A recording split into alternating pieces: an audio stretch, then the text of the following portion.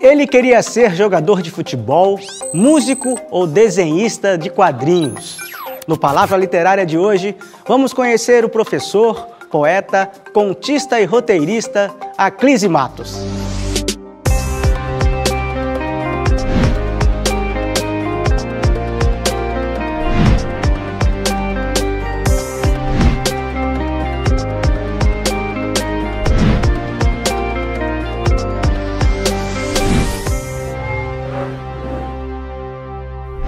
Aclise de Matos é cuiabano, graduado em Administração de Empresas, especializada em Propaganda e Marketing pela Escola Superior de Propaganda e Marketing do Rio de Janeiro, mestre em Ciências da Comunicação pela USP e doutor em Comunicação Social pela Universidade de Minas Gerais e professor da Universidade Federal de Mato Grosso. Aclise, é um prazer receber você aqui no Palavra Literária. Seja bem-vindo, muito obrigado por compartilhar conosco um pouquinho da sua história. É realmente um grande prazer estar aqui, podendo falar contigo, falar sobre poesia e literatura. Você é professor do curso de comunicação, diretor da Faculdade de Comunicação e Artes. Eu queria que você falasse primeiro como você se descobriu escritor, poeta, como aconteceu? Na verdade, eu era escritor antes de ser professor, né? Porque eu nunca pensei que eu seria professor. Mas eu sempre quis escrever. Desde pequeno, o meu irmão tinha sonhos, contava os sonhos e eu escrevia, a gente fazia um gibizinho juntos, né? Então a gente sempre gostou, no fundo eu queria ser ou músico ou um desenhista. Mas eu acabei descobrindo que eu tinha muita facilidade com as palavras, então acabei descobrindo a literatura, porque sempre que tinha que escrever algo, manda o Aclise, porque o Aclise escreve bem, escreve fácil, o pessoal acha que é fácil, né? Meu pai, ele colocava a gente para ler tudo quanto que era placa de rua. Casas, já tinha passado o carro, não dava para ler Pernambucanas. Então eu aprendi a ler muito rápido. Quando eu fui descobrindo o prazer que eu tinha lendo, eu tive que fazer uma espécie de ter uma calma para ler as coisas com mais vagar. Porque quando você lê muito rápido, é bom você estar estudando para a prova, mas se você quer saborear um livro, um poema, uma boa história, você acaba tendo que ler um pouquinho mais lento. E foi um aprendizado que eu tive que fazer. Mas a escrita veio antes de ser um professor, vamos dizer assim. Você falou então que precisa de um certo tempo, de uma calma. Sim. E como é que faz? Nessa função que acredito eu que te toma tempo. Sim, mas eu acho que eu trabalho assim. Primeiro, eu costumo brincar que eu sou poeta nas horas cheias, professor nas horas vagas. Não porque eu seja um mau professor, é porque quando você escreve é um momento muito intenso. E realmente não dá tempo de você escrever tudo o que você quer. Mas isso não é ruim, porque muitas ideias que a gente tem, às vezes sonha com uma ideia, depois você vai trabalhar aquela ideia e não é tão legal. Então eu sempre gosto de, primeiro tem aquele estalo, é um momento muito feliz, e depois nem todas essas ideias eu acabo publicando. Às vezes posso até escrever, mas eu acho que não vai dar muito caldo aquela ideia, né? Acabo deixando. Por isso que eu me acho mais poeta, porque a poesia vem como um relâmpago. Você pensa na poesia, meio que, na hora que eu pego o papel, já tem algumas estrofes pensadas, sentidas já. O romance, nunca escrevi um. Agora que eu estou pensando no primeiro romance, vamos ver se eu consigo o fôlego para escrever. Precisa de fato desse tempo livre, sim. Pelo menos a cabeça está mais à disposição das ideias. Você disse que consegue, entre um tempo e um outro também, um café, a facilidade com a poesia. E você anota, manda para o filho, para a esposa, para os amigos. Ainda tem coisa aí que está... É porque eu conheço você, conheço um monte de coisa sua importante e boa que ainda não estão nos livros. Há muita coisa, a gente não dá conta. Eu gosto até de que quando eu escrevo alguma coisa, dá um certo tempo, como se estivesse sedimentando, fazendo aquele vinho, né? Você é escritor, poeta, mas também tem a onda do compositor, né, do roteirista. Dessas outras coisas que te acompanham, qual que te atrai mais? Ah, sem dúvida a música. Eu costumo brincar também que eu sou um poeta porque eu caí do céu da música. A música é uma comunicação maravilhosa. Transcende a linguagem das palavras. A palavra é muito rica, mas a sonoridade que as palavras têm, elas nascem da música. E o poeta, a fazer poesia, é das artes com a palavra que mais parece desenho ou música. A gente desenha com as palavras, faz música com as palavras. Às vezes eu leio um poema e imagino uma música que está ali guardada. A sua paixão te atrai mais a música. E sim. Falamos um pouquinho nos bastidores que para 2019 agora, o disco. Finalmente, né? Eu já tenho umas 30, 40 músicas, assim, já boas, assim, que eu já cantei, tem alguma coisa assim, mas não tive a oportunidade de fazer a gravação ainda. Eu acho que seria legal, especialmente as que têm o sabor cuiabano, a fala cuiabana, sotaque, linguajar. O sotaque, o linguajar cuiabano, né? Tchacoaiá. Então tem várias músicas assim que eu acho que vale a pena gravar, porque seria um bom documento assim histórico, cultural para isso, e eu sinto falta disso também. Mas queria falar um pouquinho dessa obra. A gente poderia começar com Festa, que Sim. é um livro que tem inclusive as composições. Sim, cada livro tem um certo foco. Qual é o foco? No Festa, ele é um livro que ia chamar Rasquiodes, odes rasqueadas. E aí a minha mulher, que não é cuiabana, é do Rio de Janeiro, eu falei, mas ela falou assim, pouca gente vai estar entendendo. Se você fosse trocar o nome, qual seria? Festa, porque é um livro que trabalha a sonoridade o tempo todo. Tem as letras das músicas, que é a parte que eu mais amo, que tem histórias, né? Eu gosto de escrever poemas e letras de músicas que contam uma certa história. O Festa é o que tem o maior uso do linguajar cuiabano, é o que eu trabalho, a sonoridade, é um livro extremamente voltado para o som que as palavras e as frases têm. Quem muito olha a lua fica louco, ao contrário, é um livro visual, ele é um livro noturno, a lua, né? Os poemas são muito visuais, mas não tem um desenho. Já Assalto à Mão Amada é um livro que mescla ilustração, desenho com os poemas. Então, um livro, objeto assim, lindo, está esgotado, foi feito com o meu irmão Gabriel, ele que fez a capa, os desenhos, trabalhamos muito sinergicamente na época lá. Então, é um livro pensado para a roupa visual que esse livro tem. Já Sabiapó, que é um livro para criança, né? Que eu parto do sabiá laranjeira, mas é um sabiá popular, é o sabiapó, o sabiá comum, o sabiá do campo. E eu pego o poema Canção do Exílio, que tem o sabiá, mas o sabiá perdeu a palmeira, porque assim, de uma série de avanço urbano, desmatamento, e ele tem que achar um lugar para fazer um ninho. É uma história muito, muito bonitinha. Eu, mesmo curiosidade minha também, acho que eu nem te perguntei isso, entre as nossas conversas do dia a dia, vou aproveitar para que todos saibam. Quando você escreveu o seu primeiro livro?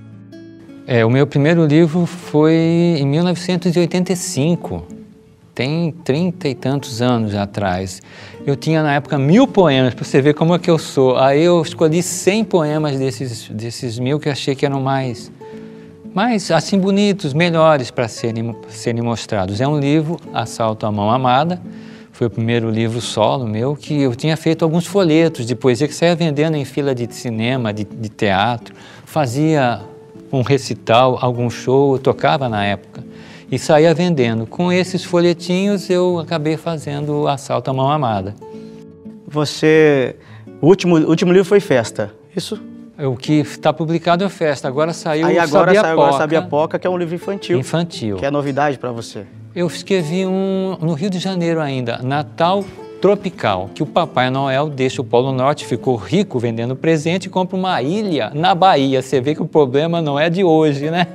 O Papai Noel compra uma ilha e mora lá de bermuda, tomando água de coco, até que falta bolinha de gude para fazer os brinquedos. Olhinho para boneca e tudo. E é o grande mistério que move Natal Tropical. Obrigado, Aclise.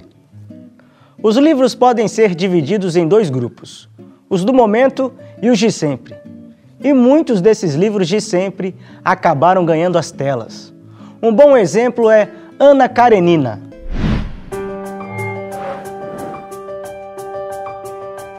Baseado em um grande clássico do escritor russo Lev Tolstói, este filme conta a história de uma aristocrata que, apesar de ter uma vida cheia de riqueza e beleza, sente-se vazia.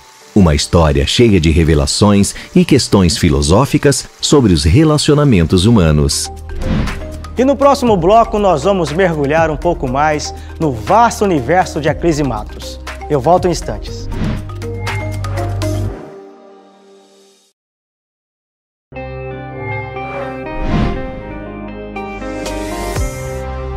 A Clise Matos acredita na possibilidade da transformação através do sonho e da memória.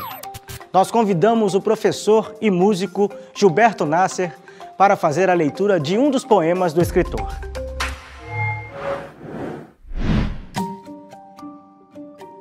Janela, fachada da tua casa, a janela bem que podia engolir-me.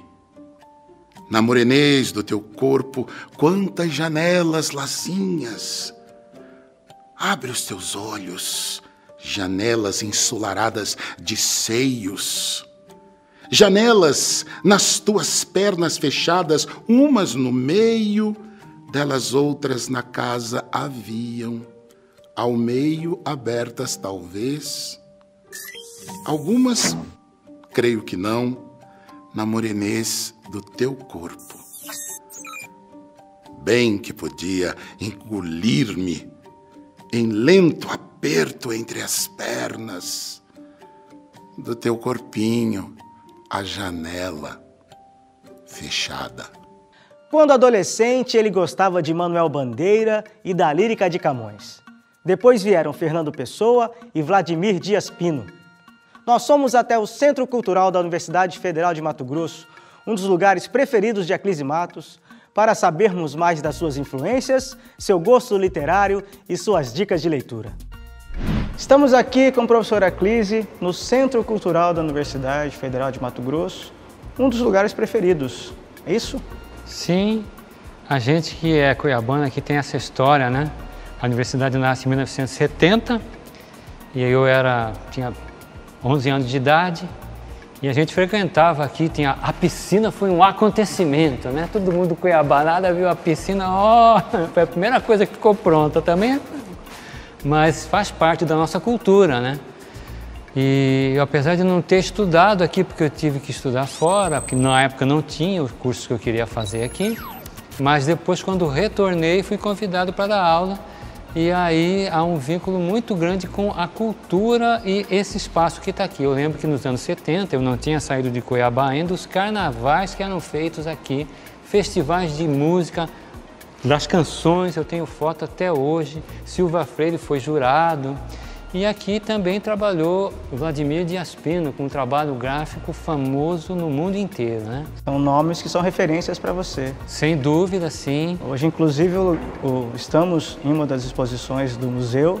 Do Vladimir Dias Pino, mostrando como nasceu esse símbolo da UF, que é o quadrado, o redondo e o ato da gente tirar o ouro, a cultura como ouro, a bateia, né? Então, através desse símbolo, e essa exposição ele mostra todos os estudos visuais que ele fez até chegar àquela forma, que para mim é uma das formas mais bonitas que a gente tem. Sua referência, Vladimir, você citou outros nomes como Silva Freire. Você participou dos festivais que aconteceram aqui e algumas das suas canções estão nos seus livros. Sim, as letras delas estão lá. O segundo nós vamos fazer ainda, né? Conto contigo, hein, Raul? Faremos parte. Então. Essas letras, em qual dos livros a gente... Os meus livros, como eu falei, ele tem um trabalho meio focalizado. No livro Festa, eu dei ênfase ao trabalho sonoro. Então, são poemas que trabalham o próprio efeito sonoro das palavras e as letras das músicas, porque aí tem a questão da métrica, da rima muito assim marcada. Tenho livros que eu dou mais ênfase para visualidade, aí está mais patente essa grande influência do Dias Pino, do Silva Freire, mas no livro Festa eu queria fazer um livro que cantasse, que soasse, e ali estão as letras que nós vamos gravar. Você é professor já há um bom tempo da universidade, chefe de um departamento agora também. Sim. E nesse tempo, como é que funciona para escrever? Porque você me disse já que algumas das suas escritas, alguns dos seus textos, poemas, saem nesses intervalos, aqui dentro. Sim, acontece muito isso. Acho que escrever tem uma grande facilidade. A gente não precisa de câmera, não precisa de luz, a gente basta aquela cabeça. Hoje tem até o celular, né? Às vezes você manda a mensagem lá para algum filho, mulher, e ali é a semente de algum poema que vai assim aparecer. Então, escrever é mais fácil conciliar com essas atividades. É difícil o trabalho de músico. Quando eu vim para Cuiabá, tive que dar aula no período da noite, então eu não tinha muito tempo para manter um trabalho como a música, como eu anteriormente tinha feito. Mas escrever é uma atividade que a gente basta sonhar. Sonhou, tem uma folha de papel, tem um celular para digitar, você pode escrever ali, nem que seja uma pequena semente, alguma ideia, alguma palavra, né? Outro dia eu estava criando um poema sobre, porque o correto é pores do sol. É esquisito, né? Ficava meio pôr do sóis, mas só tem um sol. Aí eu falei, pôr do sóis é errado, mas isso merece um poema, que é bonito, pôr do sóis. Você pode imaginar vários sóis. Então, às vezes, você está trabalhando, e eu dou aula de redação, e às vezes passo uma tarefa para os alunos e fico pensando como é que eu vou fazer aquilo ali também, né? Funciona como um grande estímulo, né? Então, escrever, acho que é uma coisa que está impregnada, assim, na gente. Você escreve, é professor, redação, inclusive. Sim. Então, de certa forma, influencia muito possíveis escritores. A novos autores, a gente fica sempre bateando, porque tem muita gente talentosa. A gente às vezes reclama que não tem verbo, que aquilo, mas o talento, ele nasce independente das condições. Eu acho que Cuiabá tem muita gente talentosa, ou que mora aqui ou que vem para cá, porque Cuiabá é uma cidade de polo também. Vem gente do interior, de outros lugares do próprio Brasil. A minha mãe mesmo veio de Minas Gerais, a minha esposa é do Rio de Janeiro. Então aqui a gente conflui. Acho que Cuiabá é muito rico nisso, sim. Tem uma teoria até que como nós ficamos muito tempo longe de tudo, e Cuiabá é longe de tudo, a gente tem que criar aqui mesmo, né? O que é que você anda lendo? O que é que você indicaria como leitura de um livro de sempre e o livro do momento, por exemplo? Eu estou relendo Dostoiévski, acho maravilhoso. Maravilhoso para quem quer escrever prosa, romance, é incrível como é que ele escreve. Toda a história se passa em um dia, o livro tem 500 páginas e dentro desse dia ele conta a história de uma família, é impressionante. Mas eu gosto de ler poesia e contos também. Eu acabei de ler o livro da professora Icleia, colega nossa chamado Passado a Limpo, que narra como é que ela chega até aqui. Ela é goiana, de uma cidade goiana, fronteira com Minas Gerais, e eu tenho um pezinho em Minas Gerais também, né? Então ela conta aquela cidade interiorana, mineira, goiana. Falei, nossa, a família da minha mãe é puro essa aqui, né? Aquela cidade pequena, as pessoas conhecidas. Eu estou lendo assim, então saiu um box com o saxofonista, um livro meu e vários, então eu estou lendo todos, né? Já li quase todos, estão faltando Barroco Branco, do Silva Freire, estou deixando por último, para saborear como se fosse a sobremesa, né? Mas tem livros ótimos ali também. Se quiser que fale, eu falo meia hora só sobre os livros que eu estou lendo. Estou lendo um livro bem interessante, chama Uma Voz Sem Palavras, que fala sobre a relação corpo-mente e como que as sensações precedem o pensamento. Quando a gente pensa, a gente já sentiu. É um livro muito interessante, um livro científico, para mostrar como que eu gosto de ler coisa variada, né? O que é que vem aí? Vem um primeiro romance, que eu nunca tive fôlego, paciência para sentar e escrever romance, então todas as férias eu escrevo 20 páginas. Mais umas 5 férias eu consigo terminar o livro. Mas é uma ideia que eu tive de conseguir escrever um romance ambientado em Cuiabá, só que não é a Cuiabá que a gente conhece, né? Então é uma cidade meio fictícia. Mas tem tudo a ver com o nosso passado e tudo. Acho importante falar isso. Não é Cuiabá, mas é Cuiabá, é toda Cuiabá que está ali. E eu não tinha gravado as minhas músicas ainda, quero gravar o CD com as músicas e tem ideias de novos livros, com certeza. A gente tem... O livro melhor é sempre aquele que você vai escrever, né? Se o livro melhor saiu, você desanima. Né? Tem essa esperança de continuar escrevendo cada vez coisas novas, diferentes. Maravilha. Obrigado, meu amigo. Obrigado a você, pelo carinho, por estar aqui Sucesso. Com vocês. Prazer participar. Obrigado. E se você deseja conhecer mais o universo de Aclise de Matos, siga o escritor pelas redes sociais. aclise.matos no Facebook, @aclise.matos no Instagram. E no próximo bloco tem o Rolê Literário. Vamos conhecer a editora Carline Caniato e a primeira biblioteca temática da cidade, a Biblioteca Luiz Carlos Ribeiro. Eu volto já.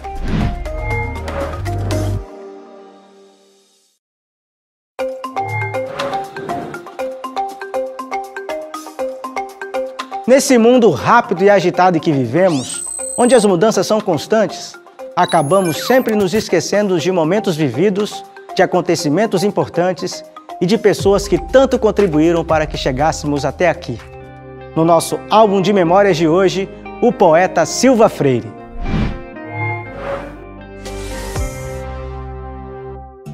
Benedito Santana da Silva Freire, ou simplesmente Bugrinho, como era conhecido, nasceu em Mimoso, distrito localizado no município de Santo Antônio de Leverger, em 20 de setembro de 1928. Foi poeta, advogado, professor da Universidade Federal de Mato Grosso e ocupou a cadeira de número 38 na Academia Mato Grossense de Letras. Foi presidente da Ordem dos Advogados do Brasil e também preso durante a ditadura militar em 1964. Na literatura, liderou o movimento modernista em Mato Grosso, tendo atuado junto a diversos jornais como Arauto da Juvenília, Vanguarda Mato Grossense, Saran, entre outros. Faleceu em Cuiabá aos 11 de agosto de 1991. E é hora do rolê literário. Começamos hoje conhecendo a editora Carline Caniato, que completa 20 anos em 2019.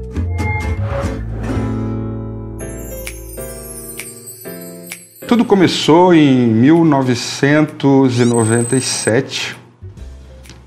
Eu era coordenador da editora da Unic e um dia me enviaram um currículo da Elaine Caniato e esse currículo me surpreendeu. Eu falei, puxa vida, olha aqui, olha, Cuiabá, essa profissional, né? Eu preciso ter uma profissional assim, e comecei a correr atrás da direção, da reitoria para contratar a Elaine. Começamos a trabalhar ali dentro da editora e aí um dia 5 de janeiro de 1998, eu falei, Elaine, vamos começar um negócio, vamos ser sócios a partir de hoje, vamos criar um negócio chamado Carline Caniato Desenvolvimento Editorial. Eu achava bonita essa frase, né? Desenvolvimento editorial. Aí eu falei assim, puxa vida, vamos montar, vamos começar, quem sabe isso dá frutos, né? E nesse ínterim também a gente foi pegando alguns trabalhos por fora, e aí que a gente foi atendendo, editando, por exemplo, a Dufimate da Universidade Federal, já veio com um livro, eu me lembro, do Silva Freire para a gente editar, bacana, Águas de Visitação, e assim foi indo.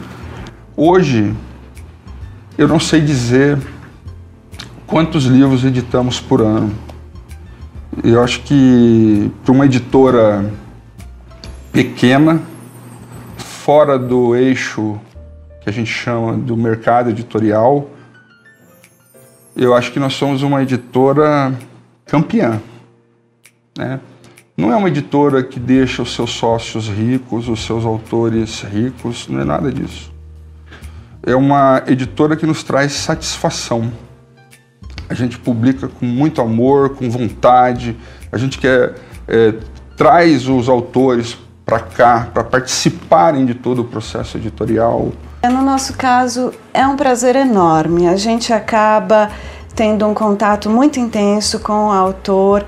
Eu acho que, felizmente, nós somos muito felizes em acabar fazendo até amizade com os autores, a maioria acaba tendo essa relação muito estreita conosco, porque eu vejo que uma particularidade da nossa editora é justamente um respeito muito grande ao autor e que ele participe de todo o processo editorial. O livro, na verdade, quando o autor chega, ele fala, eu tenho um livro, ele não tem um livro, ele tem um texto, ele tem uma história escrita, ele tem fotografias, ele tem as questões, mas o livro é construído dentro da editora e com uma participação muito grande do autor, porque ele pensou aquilo, ele pesquisou, ele construiu, ele sabe do que se está tratando. A gente tem que ter um respeito muito grande com isso. Então, todas as etapas que são produzidas, o autor sempre tem que ter uma aprovação final. O livro nunca vai ser impresso sem o autor dar plena aprovação. E a primeira biblioteca temática da cidade, voltada para as artes, já está funcionando no Cine Teatro Cuiabá e leva o nome do dramaturgo, ator e escritor Luiz Carlos Ribeiro. Essa biblioteca, ela surge da necessidade que nós tivemos na Escola de Teatro de Mato Grosso de ampliar os acervos de consulta para os alunos. O conceito dela é de uma biblioteca livre. a começar dos programas que nós usamos nos computadores. São todos de código aberto, ou seja, eles são gratuitos, e nós temos o conceito dos livros terem sido doados pela comunidade para a gente, e nós fomos fazendo o acervo aos poucos, né? Então nós temos hoje 2.600 livros dentro do acervo físico e mais quase 2.800, quase 3.000 livros digitais no computador. Todos eles falando de arte ou de assuntos afins. Luiz foi nosso professor na escola de teatro e no decorrer do primeiro ano de faculdade de teatro, da MT Escola de Teatro, ele nos deixou, ele foi para um outro palco mais estrelado, ao lado do criador. E, por outro lado, nós recebemos a ideia de criar uma biblioteca como essa, foi acolhida pela comunidade artística e vários artistas vieram, a família dele delicadamente veio, nos cedeu o acervo que era o acervo pessoal dele, que compõe com muito orgulho nossa biblioteca, e vários outros artistas vieram e doaram livros, e nós continuamos recebendo acervo artístico aqui ainda. Tanto é que uma parte do acervo mais delicado, mais antigo, mais específico, está guardado numa sala aqui em cima, reservado para consultas mais científicas. Que os livros que a gente está recebendo são livros temáticos, né? Ou seja, ligados a artes cênicas ou às artes de um modo geral. Também literatura e poesia. E aí as pessoas que tiverem esse acervo e quiserem doar, porque livro parado não faz sabedoria, as pessoas tragam pra gente, a gente faz uma triagem do que a gente vai colocar aqui, e o que restar dessa triagem nós encaminhamos para o projeto Inclusão Literária do Clóvis Matos. E esses livros vão chegar às comunidades carentes que não podem ter acesso a livros. Então, esse projeto ele está aberto à população, como a biblioteca também está aberta à população, das 8 às 6 da tarde, de segunda a sexta. O acesso é livre e você se cadastra aqui e se torna amigo do Cine Teatro Cuiabá. Os artistas que quiserem fazer pesquisas, consultar, pegar os métodos, venham aqui, a gente faz o cadastro, eles vão ter acesso a essa literatura, né, essa biblioteca toda. Lembrando que nós iniciaremos um ciclo a partir do próximo mês de leituras de dramaturgias históricas, ou seja, nós vamos começar lá da Grécia Antiga, ler Eurípides, ler os textos clássicos do teatro, fazer pequenas leituras aqui na biblioteca. Vai estar aberta a toda a população e nós vamos avisar no momento exato. Você sabia que Machado de Assis começou sua carreira vendendo balas de coco feitas por sua madrasta?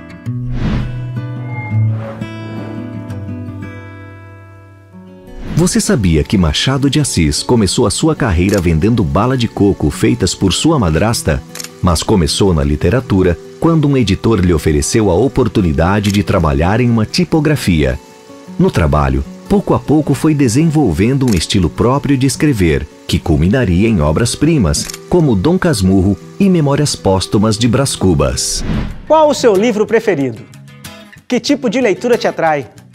Se liga aí na nossa dica de leitura de hoje. A dica literária de hoje vem do Centro Cultural da UFMT e mais especificamente aqui do Cineclube Cochiponés. Não é uma dica necessariamente que envolve o universo do cinema, mas dialoga com esse universo como a pessoa a quem esse livro se refere, que é a Adriana Calcanhoto. O livro que eu estou sugerindo é o Pra Que É Que Serve Uma Canção Como Essa, do Elcanaan Ferraz, que é crítico literário, ensaísta, cronista, e que reúne nesse livro algumas letras da Adriana Calcanhoto. Ele selecionou, ele fez um trabalho de curadoria, né, de compilação de letras de músicas que nós já conhecemos e também de algumas letras inéditas da Adriana Calcanhoto. O Palavra Literária de hoje termina aqui. Mas eu vejo vocês em breve com mais um nome da literatura mato-grossense. Dicas, informações e lugares incríveis para você que aprecia o mundo das letras. Até a próxima!